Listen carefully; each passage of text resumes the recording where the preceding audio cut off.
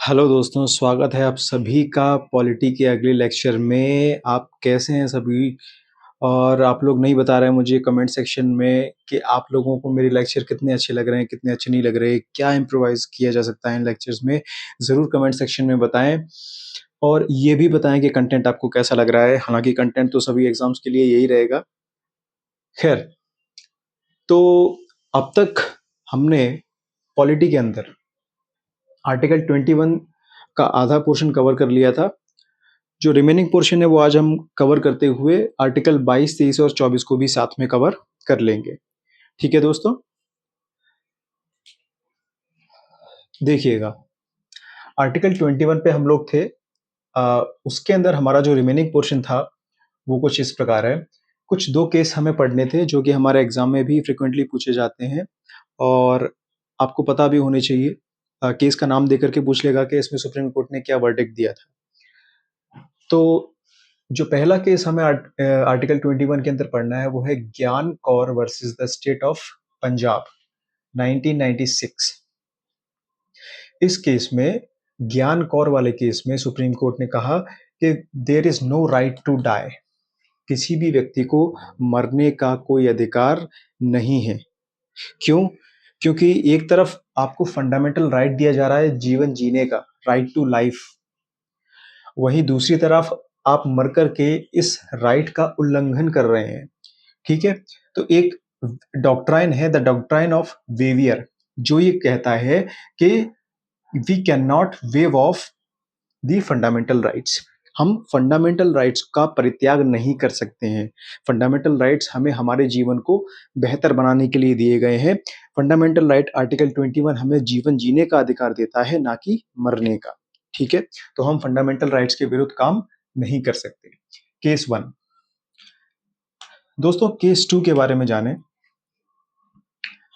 Case 2 है अरुणा शानबाग, सन 2011। Aruna Shanbhag case में supreme court ने यूथनेशिया यूथनेशिया को इंटरप्रेट किया है। यूथनेशिया का मतलब ऐसे समझिए, मरने की मेरी इच्छा है। कई बार लोग इतने बीमार होते हैं, लंबे समय से उनका इलाज चल रहा होता है, वो कोमा में होते हैं, उनके सेंसेस काम नहीं कर रहे होते हैं और उनकी इच्छा होती है कि इतना पैसा मेरे ऊपर बर्बाद हो रहा है, मैं लगातार मृत्यु की तरफ ही जा रहा हूँ या किसी मेरी बॉडी रिस्पॉन्स नहीं कर रही है, तो इस दर्दनाक स्थिति में मैं अपने आप को, अपने जीवन को त्याग दूं। तो इसे कहते हैं यूथनेशिया। दुनिया में दो प्रकार की यूथनेशिया है। एक है एक्टिव यूथनेशिया। एक्टिव यूथनेशिया में व्यक्ति को दवाई देकर, पॉइजन या इंजेक्शन देकर के उसको मृत्यु दी जाती है, जो कि भारत में इलीगल ट्रीट किया जाता है। सुप्रीम कोर्ट ने इसको लीगल वैधता नहीं दी है। भारत में पैसिव यूथनेशिया माना जाता है। पैसिव यूथनेशिया में जो व्यक्ति बीमार है उसका लाइफ सपोर्ट सिस्टम, उसकी दवाइयाँ, ऑक्सीजन या जो भी उसको जीवित रखी हुए है चीज़ें, उनको धीरे धीरे करके कम कर दिया जाता है, वन बाय वन। तो वो धीरे धीरे करके मृत्यु की तरफ जाता है। ठीक है, तो इस प्रकार से आप पैसिव यूथनेशिया को इंडिया में वैधता सुप्रीम कोर्ट ने दी। ठीक है, इसके अलावा आर्टिकल 21 में सन 2002 के अंदर 86th कॉन्स्टिट्यूशनल अमेंडमेंट के चलते 21st आर्टिकल 21A जोड़ा गया। एक अमेंडमेंट जोड़ा गया आर्टिकल 21 के अंदर, 21A, 86th कॉन्स्टिट्यूशनल अमेंडमेंट 2002। इसके तहत 6 से लेकर 14 साल तक के बच्चों के लिए कंपलसरी एजुकेशन की प्रावधान किया गया है। बच्चों की एजुकेशन की व्यवस्था 6 से 14 साल तक के बच्चों के लिए। इसके लिए एक एक्ट भी लाया गया 2009 में, राइट टू एजुकेशन एक्ट 2009, जिसे 1 अप्रैल 2010 को इम्प्लीमेंट किया गया। ठीक है दोस्तों, आर्टिकल 22 से आज हम आगे शुरुआत करते हैं अपने लेक्चर की। देखिए, आर्टिकल 22 बात करता है right against arrest and detention in some cases. व्यक्ति को जब अरेस्ट किया जाता है तो उसको क्या प्रोटेक्टिव राइट्स दिए जाते हैं या प्रिवेंटिव राइट्स दिए जाते हैं। तो आर्टिकल 22 का पहला सब क्लॉज कहता है, 22 क्लॉज 1, कि किसी भी व्यक्ति को अरेस्ट करने से पहले उसको नोटिस दिया जाना चाहिए और अरेस्ट करने का रीजन भी इलेबोरेट किया जाना चाहिए, बताया जाना चाहिए। There should be a notice prior to the arrest and the reason of arrest given to the person या टू द एक्यूज्ड। ठीक है। आर्टिकल 22 का दूसरा क्लॉज कहता है कि जिस व्यक्ति को अरेस्ट किया गया है उसको 24 घंटे के अंदर अंदर जो नियरेस्ट मजिस्ट्रेट है उसके सामने पेश किया जाए। With in 24 hours nearest magistrate के सामने पेश किया जाए, आर्टिकल 22 का क्लॉज 2 कहता है। अब ये जो 24 घंटों की बात की गई है, इस 24 घंटे में ट्रेवलिंग का टाइम नहीं जोड़ा जाता है, याद रखें, क्योंकि ट्रेवलिंग का टाइम फिक्स नहीं है। जाम लग सकता है, भारी बारिश, जल भराव, कोई भी प्रॉब्लम आ सकती है जिस वजह से ट्रेवलिंग का टाइम जोड़ना एक मुनासिब बात नहीं होगी। आर्टिकल 22 का क्लॉज 3 कहता है कि आर्टिकल 22 के जो बेनिफिट्स हैं वो किन व्यक्तियों को नहीं मिलेंगे। पहला, वो व्यक्ति जो एनिमी नेशन का है, दुश्मन देश का है और उसे अरेस्ट किया गया है, उसे आर्टिकल 22 का बेनिफिट नहीं मिलेगा। दूसरा, वो व्यक्ति जो प्रिवेंटिव डिटेंशन में है। प्रिवेंटिव डिटेंशन का मतलब उसने कोई क्राइम किया नहीं है लेकिन संभावना है कि वो क्राइम करेगा जिसकी वजह से उसे अरेस्ट कर लिया गया है, हिरासत में रखा गया है। ठीक है। दो प्रकार के अरेस्ट होते हैं या लॉज होते हैं, प्यूनिटिव और प्रिवेंटिव। प्यूनिटिव में व्यक्ति ने क्राइम कर दिया उसके बाद उसे अरेस्ट किया गया है, जबकि प्रिवेंटिव में ये प्रिवेंशन ली जा रही है कि वो क्राइम ना कर पाए। ऐसी इंफॉर्मेशन हमें मिली या ऐसा हमें लगा सुरक्षा एजेंसीज को कि ये व्यक्ति कुछ क्राइम कर सकता है, कुछ गलत काम कर सकता है, जिस वजह से उसको पहले ही हिरासत में ले लिया गया। तो ये है प्रिवेंटिव डिटेंशन। ठीक है। 22 का सब क्लॉज 4 कहता है the person under preventive detention, वो व्यक्ति जिसको क्राइम होने की संभावना के चलते हमने कस्टडी में लिया है, हिरासत में लिया है, उसे मैक्सिमम 3 महीनों के तक के लिए कस्टडी में रखा जाए। ठीक है। मजिस्ट्रेट के सामने पेश करने से पहले मैक्सिमम 3 महीने के लिए हिरासत में रखा जाए। अब किसी विशेष व्यक्ति के लिए ये जो समय है इसको जुडिशरी अगर चाहे तो बदल सकती है किसी विशेष व्यक्ति के लिए, लेकिन ये जो समय इन जनरल दिया गया है इसको समय को कम या ज्यादा करने की जो ताकत है वो हमारे पार्लियामेंट के पास होती है। ठीक है। ये मैंने नोट में दे रखा है, the period of detention is decided by the parliament. ठीक है। एक बार इसको रिवाइज कर लेते हैं। आर्टिकल 22 बात करता है right against arrest and detention in some cases. इसका पहला सब क्लॉज कहता है कि अरेस्ट के लिए आपको कारण और प्रायर नोटिस देना होगा। इसका दूसरा सब क्लॉज कहता है कि अरेस्ट करने के बाद गिल्टी व्यक्ति को या एक्यूज्ड को 24 घंटे के अंदर अंदर नियरेस्ट मजिस्ट्रेट के सामने पेश करना होगा, जिसमें ट्रेवलिंग का टाइम नहीं जोड़ा जाएगा।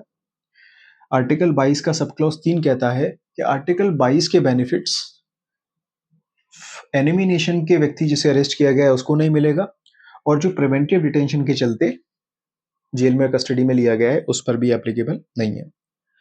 वहीं आर्टिकल 22 का चौथा सब क्लॉज कहता है कि the person under preventive detention is kept under custody for maximum 3 months. Preventive detention के चलते जो व्यक्ति कस्टडी हिरासत में लिया गया है उसको अधिकतम 3 महीनों के लिए आप कस्टडी में रख सकते हैं, जिसको जुडिशरी द्वारा ऑल्टर किया जा सकता है, और इस पीरियड को पार्लियामेंट द्वारा डिसाइड किया जाता है कि कितना होगा, 3 महीने या उससे ज्यादा या उससे कम। इन्हें नोट डाउन कीजिए।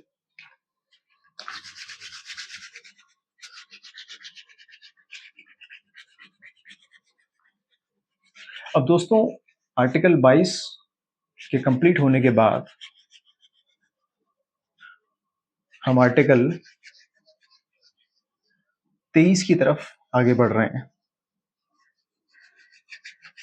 प्रिवेंटिव डिटेंशन में आप संजय दत्त को भी रख सकते हैं, जब हथियार मिलने के बाद इस वजह से उन्हें जेल में डाला गया ताकि हो सकता है ये हथियारों का कोई दुरुपयोग करें। किया नहीं था लेकिन फिर भी उन्हें जेल काटनी पड़ी। या फिर जम्मू कश्मीर की एक पॉलिटिशियन है फेमस, उन्हें भी इसी आधार पे जेल में रखा गया था कि वो इलेक्शन के दौरान कोई भड़काऊ भाषण दे करके उग्रता न फैलाएं। तो ये प्रिवेंटिव डिटेंशन के कुछ एग्जांपल्स हैं। अच्छा दोस्तों, अब हम बात कर रहे हैं आर्टिकल 23 से 24 की, जिन्हें हम बोलते हैं राइट अगेंस्ट एक्सप्लॉइटेशन, शोषण के खिलाफ मिले अधिकार। इसके अंतर्गत जो पहला आर्टिकल हमें पढ़ना है, आर्टिकल 23। आर्टिकल 23 मुख्य रूप से बात करता है बंधुआ मजदूरी और मानव तस्करी को रोकने के बारे में, और किसी भी सरकारी व्यवस्था को या किसी एम्प्लॉय को पब्लिक ऑब्जेक्टिव पूरा करने के लिए सरकार चाहे तो इच्छा के विरुद्ध किसी काम में लगा सकती है। फॉर एग्जाम्पल, इलेक्शन में कई सारे गवर्नमेंट ऑफिशियल्स काम कर रहे होते हैं, ऑल्दो उनकी जो ड्यूटी होती है वो एक्चुअली अलग होती है। टीचर्स, अदर गवर्नमेंट ऑफिशियल्स जो है वो पर्टिकुलरली इलेक्शन में सर्विस दे रहे होते हैं। तो इसका जो पहला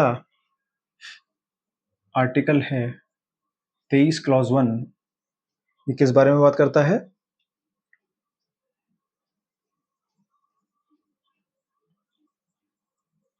प्रिवेंशन ऑफ ह्यूमन ट्रैफिकिंग, मानव तस्करी, and forced labour, forced labour, जबरन किसी से लेबर करवाना। ठीक है। अब ह्यूमन ट्रैफिकिंग में क्या क्या आ जाएगा यहाँ पे? मानव तस्करी में महिलाओं की या बच्चों की तस्करी, मुख्य रूप से इन्हीं की तस्करी सबसे ज्यादा देखने को मिलती है। किस लिए? स्लेवरी के लिए। ठीक है, प्रोस्टिट्यूशन वगैरह के लिए, स्लेवरी, प्रोस्टिट्यूशन, बॉडी ऑर्गन्स बेचने के लिए। ठीक है। और जो फोर्स्ड लेबर है उसके अंतर्गत आती है बंधुआ मजदूरी, बॉन्डेड लेबर, जरूरत से कम पैसे देना, लो वेजेस, एक्स्ट्रा आवर्स में काम करवाना बिना उसके पैसे दिए और जबरन इच्छा के विरुद्ध, ये सारी चीजें फोर्स्ड लेबर में आती हैं। तो ये है आपका आर्टिकल 21 जो मानव तस्करी और फोर्स्ड लेबर को प्रिवेंट करता है, रोकता है। इसके बाद आता है आर्टिकल 23। इसमें थोड़ी सी एग्जांपल्स भी लिखिए, गवर्नमेंट ने कोई लॉ पास किया है कि नहीं किया। आर्टिकल 23 क्लॉज 1 में मुख्य रूप से 4 लॉज हमें देखने को मिलते हैं जो मानव तस्करी वगैरह को रोकने में कारीगर है।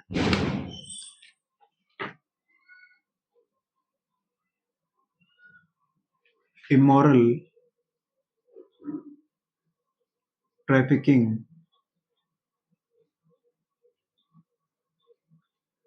Prevention act,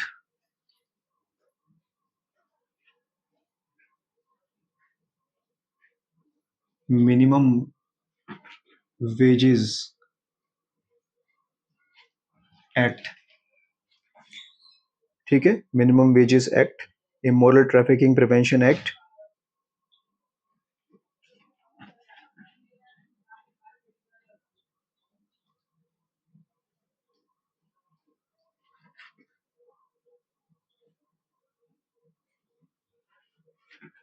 bonded labour system abolition act,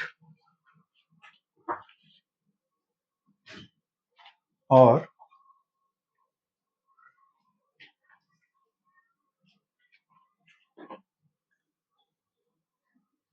contract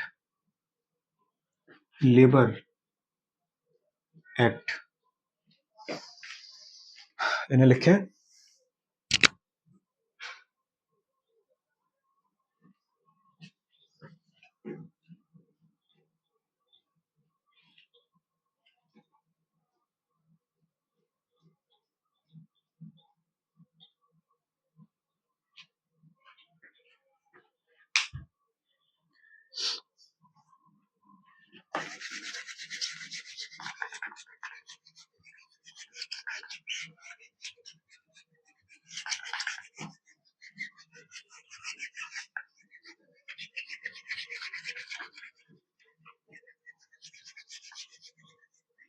अब दोस्तों,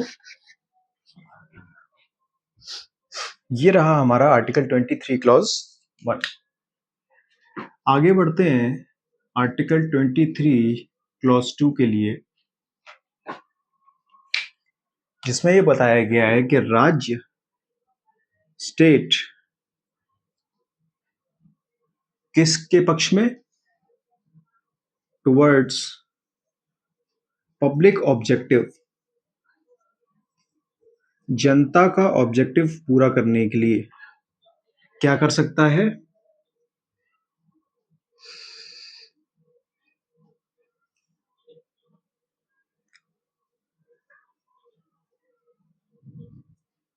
appoint employees in A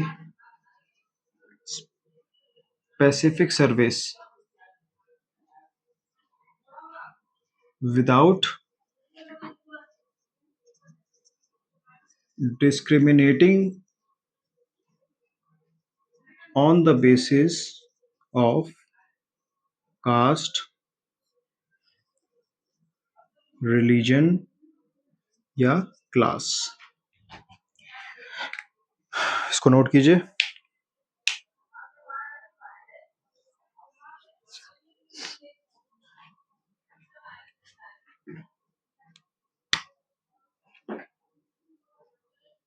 Can appoint employees in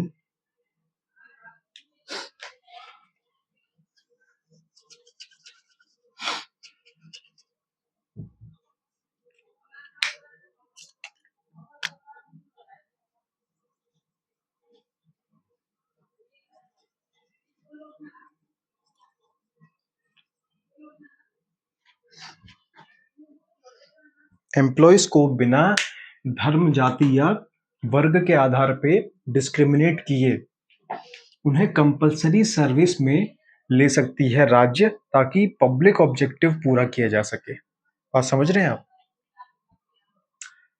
public objective को पूरा करने के लिए एम्प्लॉयज को एक कंपलसरी सर्विस में लेना, उन्हें बिना किसी इन आधार पे डिस्क्रिमिनेट किए। एग्जाम्पल के तौर पे मैंने आपको बताया था भी, इलेक्शंस की सर्विस, इलेक्शन की सर्विस में उन्हें लगा दिया जाता है सरकारी एम्प्लॉयज को, फिर चाहे वो किसी भी डिपार्टमेंट के हो।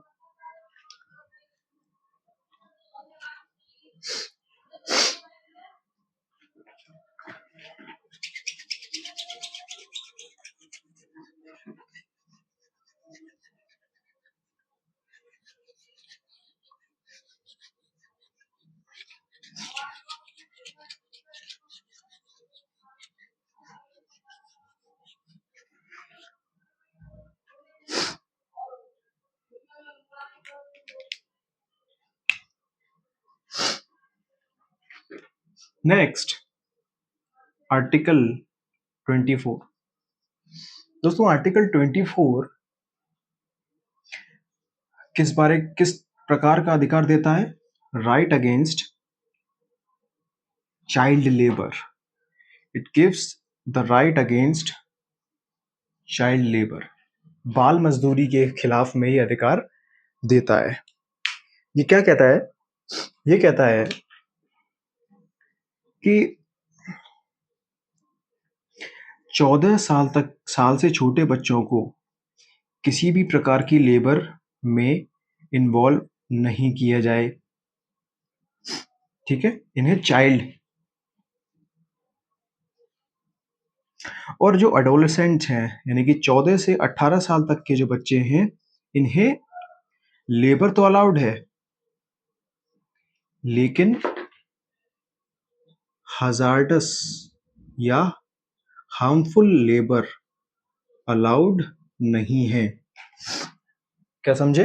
14 साल से छोटे बच्चों को लेबर नहीं करनी चाहिए, जबकि 14 से 18 साल तक के बच्चे लेबर कर सकते हैं, लेकिन हजार्डस इंडस्ट्रीज में काम नहीं कर सकते, जैसे कि केमिकल इंडस्ट्री,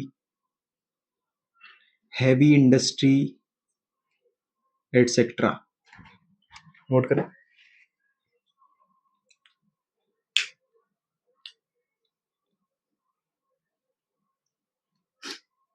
इससे संबंधित जो कानून है आर्टिकल 24 से संबंधित, जरा उसको देख लेते हैं। आर्टिकल 24 से संबंधित कानून भी बताता हूं सरकार ने क्या बनाए हैं।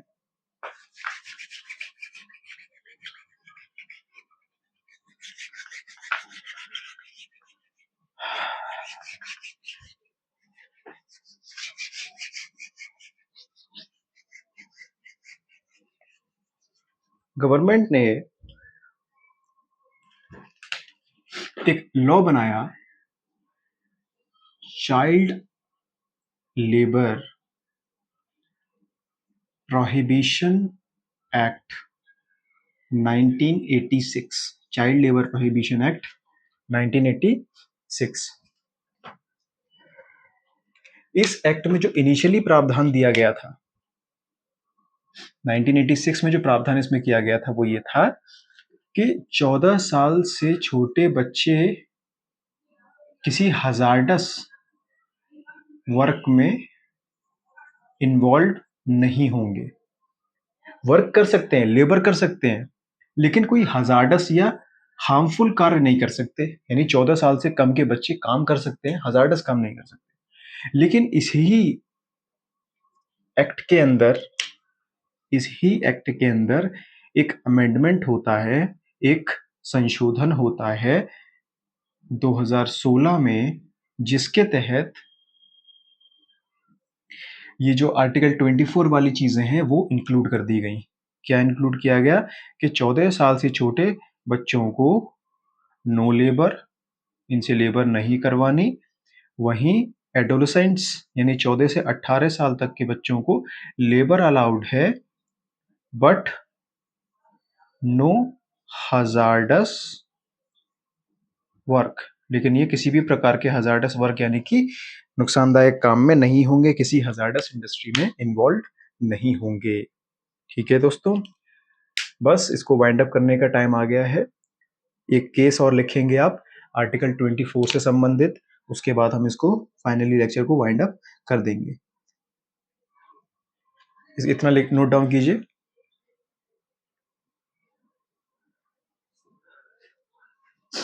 देखिए, केस का नाम है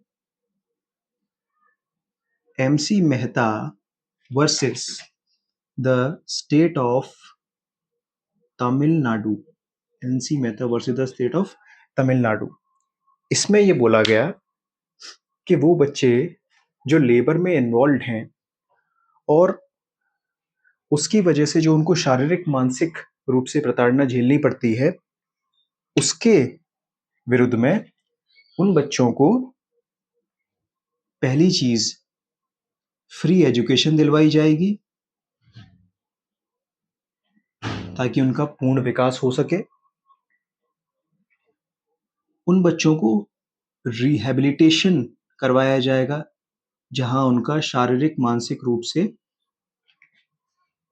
वो रीग्रो करेंगे, उनकी क्रिएटिविटी वापस आएगी, वो आगे बढ़ेंगे अपनी लाइफ में, खासतौर से मानसिक और शारीरिक रूप से। ठीक है, उस प्रताड़ना से बाहर आएंगे जो इन्होंने लेबर के दौरान करनी पड़ी। तो इन्हें रिहैब किया जाएगा, इन्हें फ्री एजुकेशन दी जाएगी और इकोनॉमिक असिस्टेंस या इकोनॉमिक सपोर्ट भी दिया जाएगा। ठीक है, ये आप नोट डाउन करें इस केस के बारे में, जो कि आर्टिकल 24 से संबंधित है। ठीक है दोस्तों, तो आई होप ये लेक्चर आपको पॉलिटी का बहुत अच्छा लगा होगा। पॉज करके इस स्लाइड को आप बड़े आराम से नोट कर सकते हैं। आपकी जो भी क्वेरीज है आप कमेंट सेक्शन में पूछ सकते हैं। मेरे चैनल को लाइक, शेयर और सब्सक्राइब जरूर कीजिएगा। कंटेंट आपको बहुत सिंपल तरीके से दिया जा रहा है, कोई डिजिटल बोर्ड नहीं है, सिंपल कंटेंट है, सिंपल तरीके से दिया जा रहा है। इस कंटेंट को अगर आप अच्छे से नोट्स बना करके पढ़ते हैं, I am sure Uttar Pradesh PCS कि जो आने वाली परीक्षाएँ हैं, उनमें आपको बहुत ही ज़्यादा हेल्प होने वाली है। तब तक के लिए सारी चीज़ों को रिवाइज़ करते रहें, जब तक आपके एग्ज़ाम्स आ रहे हैं। अच्छे से पढ़ें, प्रैक्टिस सेट्स लगाएँ। पूर्वावलोकन जो है सभी सब्जेक्ट्स की आप सभी को पता होगा, यूट्यूब पे आप सभी ने जानकारी प्राप्त की होगी।